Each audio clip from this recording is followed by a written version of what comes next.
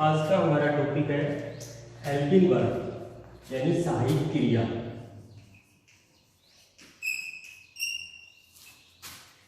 हिंदी में helping verb को सहायक क्रिया के नाम से जानते हैं। हेल्पिंग वर्ब को याद रखने के लिए आपको दो महत्वपूर्ण बातें सदैव याद रखनी होगी। पहली कि हेल्पिंग वर्ब सदैव आपके सब्जेक्ट को फॉलो करती है। मतलब यदि आपका सब्जेक्ट एक वचन है तो आपकी हेल्पिंग वर्ब भी एक वचन की आएगी। यदि आपका सब्जेक्ट बहुवचन है तो हेल्पिंग वर्ब भी सदैव बहुवचन की आएगी। कुल मिलाकर सब्जेक्ट के अकॉर्डिंग हेल्पिंग वर्ब का यूज होता है। सब्जेक्ट यदि एक वचन है तो हेल्पिंग वर्ब भी एक वचन होगी। सब्जेक्ट आपका बहुवचन है तो हेल्पिंग वर्ब भी बहुवचन की आएगी। दूसरी बात, कौन सी हेल्पिंग वर्ब किस टेंस की होती है, अर्थात किस टेंस में कौन सी हेल्पिंग वर्ब का प्रयोग किया जाता है, यूज किया जाता है, ये दो बातें आपको ध्यान में रखनी होगी। तो देखिए, पहली जो बात अभी मैंने बताई कि हेल्पिंग वर्ब सदैव सब्जेक्ट को फॉलो करती है। डज हमेशा सिंगुलर सब्जेक्ट के साथ आएगा। डू हमेशा प्लूरल सब्जेक्ट के साथ आएगा। सिंगुलर मतलब एक वचन, प्लूरल मतलब बहुवचन। इज हमेशा सिंगुलर सब्जेक्ट के साथ आएगा। आर हमेशा प्लूरल सब्जेक्ट के साथ आएगा। और आपका एम ना सिंगुलर के साथ आएगा ना प्लूरल के साथ आएगा। ये विशेष आई के लिए बनाया है, only for I, only for I. Has आपका सदैव सिंगुलर सब्जेक्ट के साथ आएगा। हैव प्लूरल सब्जेक्ट के साथ आएगा। डिड यह है बोथ, मतलब आपका सब्जेक्ट एक वचन होगा तो भी डीडी आएगी, आपका सब्जेक्ट बहुवचन होगा तो भी डीडी आएगी। यहां से देखना चाहे आई के लिए भी डीडी आएगा, अर्थात यह प्रत्येक सब्जेक्ट के साथ आएगी। तो बोथ का मतलब दोनों। वाज केवल सिंगुलर यानी एक वचन के साथ आएगा। आपका वर्ब प्लूरल सब्जेक्ट के साथ आएगा। यहां आपको थोड़ा सा ध्यान भी रखना है कि सिंगुलर के साथ साथ आई के साथ भी आपको वॉज का ही प्रयोग करना है। कई स्थितियों में आई के साथ वर्ब का प्रयोग भी किया जाता है, वो आपको नेक्स्ट वीडियो में बता दिया जाएगा। इस वीडियो में आप यही याद रखें कि आई के साथ भी आपको वॉज का ही प्रयोग करना है। हेड डीडी की तरह ही है, बोथ, अर्थात आपका सब्जेक्ट चाहे सिंगुलर हो प्लूरल हो, दोनों के साथ हेड का प्रयोग होगा। यहां सिंगुलर और प्लूरल याद नहीं रखना है आपको। सेल और विल के लिए सेल आपको लगाना है आई और वी के साथ। सेल आपको लगाना है आई और वी के साथ, यानी आपका सब्जेक्ट यदि आई या वी में से हो कोई तो आपको सेल लगाना होगा। आई और वी के अतिरिक्त चाहे वो एक वचन हो चाहे बहुवचन हो, से सभी के साथ, से सभी के साथ आपको विल का प्रयोग करना होगा। आई और वी को छोड़ दो आप, फिर चाहे आप यू ले लो, ही ले लो, सी ले लो, प्लूरल में दे ले लो, तब भी आपको विल का ही प्रयोग करना होगा। इनकी बात करते हैं can, could, may, might, must, ought to, need not, would, should, ये भी एक तरह की हेल्पिंग वर्ब ही है। इनको हम मॉडल्स के नाम से भी जानते हैं। मॉडल्स का यूज करने के लिए आपका सब्जेक्ट चाहे सिंगुलर हो चाहे प्लूरल हो, दोनों के साथ आएगा बोथ। यानी आपको कैन का प्रयोग करना है तो कैन दोनों सब्जेक्ट को फॉलो करेगा, सिंगुलर को भी करेगा तो प्लूरल को भी करेगा। ठीक इसी तरह कुड है, ये भी आपको, ये आपका दोनों सब्जेक्ट्स को फॉलो करेगा, चाहे वो सिंगुलर हो चाहे प्लूरल। ठीक इसी तरह मे भी दोनों को फॉलो करेगा, माइट भी दोनों को फॉलो करेगा, मस्ट भी दोनों को फॉलो करेगा,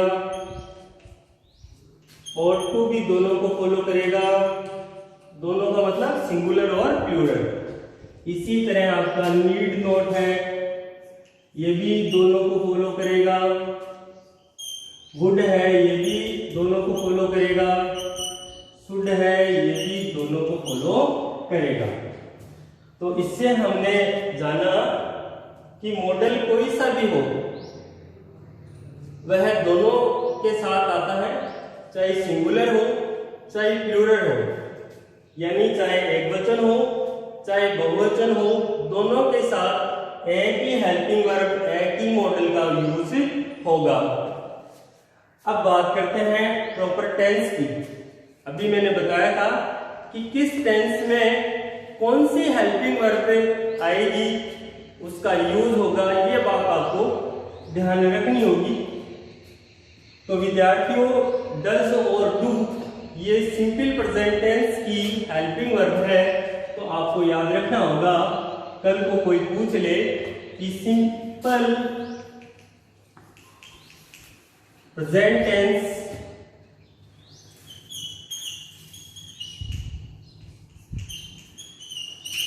सिंपल प्रेजेंट टेंस की हेल्पिंग वर्ब क्या है, तो आप आसानी से बता सकते हो डज और डू। ये हमने देख लिया। डज एक वचन यानी सिंगुलर के साथ आएगा, डू प्लूरल के साथ आएगा। इसी तरह हम बात करते हैं इज, आर, एम। यह हेल्पिंग वर्ब्स आपके प्रेजेंट कंटिन्यूअस टेंस की है, प्रेजेंट कंटिन्यूअस।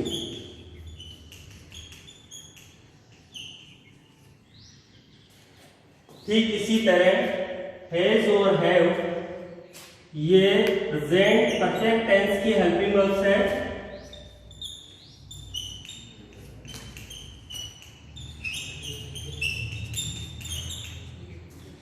इसी तरह डिड सिंपल पास्ट टेंस की हेल्पिंग वर्ब है।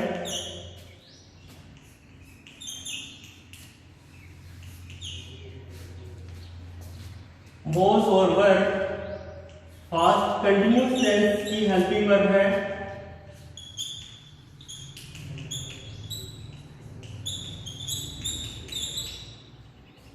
इसी तरह हेड पास्ट परफेक्ट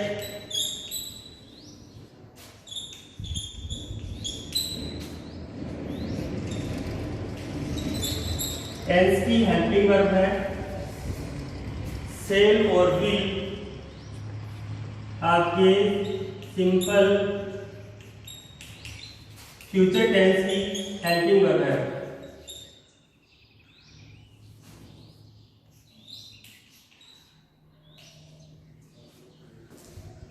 एक बार पुनः देख लीजिए, हमारा टॉपिक है हेल्पिंग वर्ब यानी सहायक क्रिया। इसके लिए आपको दो बातें याद रखनी होगी कि एक तो हेल्पिंग वर्ब कौन सी हेल्पिंग वर्ब किस सब्जेक्ट के अनुसार आएगी, यानी सदैव हेल्पिंग वर्ब सब्जेक्ट को फॉलो करेगी। सब्जेक्ट आपका एक वचन है तो हेल्पिंग वर्ब भी एक वचन की आएगी। सब्जेक्ट आपका बहुवचन है तो हेल्पिंग वर्ब भी बहुवचन की आएगी। दूसरी बात याद रखनी है, किस टेंस की कौन सी हेल्पिंग वर्ब है। तो देखिए, डस सिंगुलर के साथ आता है, डू प्लूरल के साथ आता है, और ये सिंपल प्रेजेंट टेंस की हेल्पिंग वर्ब है। Is, are, am, is singular के साथ आएगा, आर प्लूरल के साथ आएगा, एम आई के साथ आएगा, ओनली फॉर आई, केवल ये आई के लिए ही बना है। और ये आपके प्रेजेंट कंटिन्यूअस टेंस की हेल्पिंग वर्ब्स है, हैज और हैव। हैज सिंगुलर के साथ आएगा, हैव प्लूरल के साथ आएगा, और प्रेजेंट परफेक्ट टेंस की ये हेल्पिंग वर्ब है। डिड की बात करते हैं तो डिड बोथ दोनों के साथ आएगा, चाहे आपका सब्जेक्ट सिंगुलर हो चाहे प्लूरल, और ये सिंपल पास्ट टेंस की हेल्पिंग वर्ब है। वाज और वर की बात करते हैं तो वाज सिंगुलर के साथ साथ आई के साथ भी आएगा, वर प्लूरल के साथ आएगा। पास्ट कंटिन्यूअस टेंस की हेल्पिंग वर्ब है वाज और वर। ऐसे ही हेड की बात करते हैं तो हेड दोनों के लिए यूज होता है, चाहे आपका सब्जेक्ट सिंगुलर हो चाहे प्लूरल, और ये फास्ट परफेक्ट टेंस की हेल्पिंग वर्ब है। सेल और विल की बात करते हैं तो इनमें वो सिंगुलर और प्लूरल वाला सिस्टम फेल हो जाता है। आप इसको ऐसे ही याद रखोगे, यदि आपका सब्जेक्ट आई और वी दोनों में से कोई भी हो तो आपको सेल का यूज करना है। आई और वी के अतिरिक्त से सभी के साथ आपको विल का यूज करना होगा। और ये टेंस की बात करते हैं तो सिंपल फ्यूचर टेंस की हेल्पिंग वर्ब है, can, could, may, might, must, ought to, need not, would, should, कोई सा भी मॉडल हो, ये भी एक तरह की हेल्पिंग वर्ब ही होती है। इनका यूज दोनों के साथ होता है, चाहे आपका सब्जेक्ट सिंगुलर हो चाहे प्लूरल।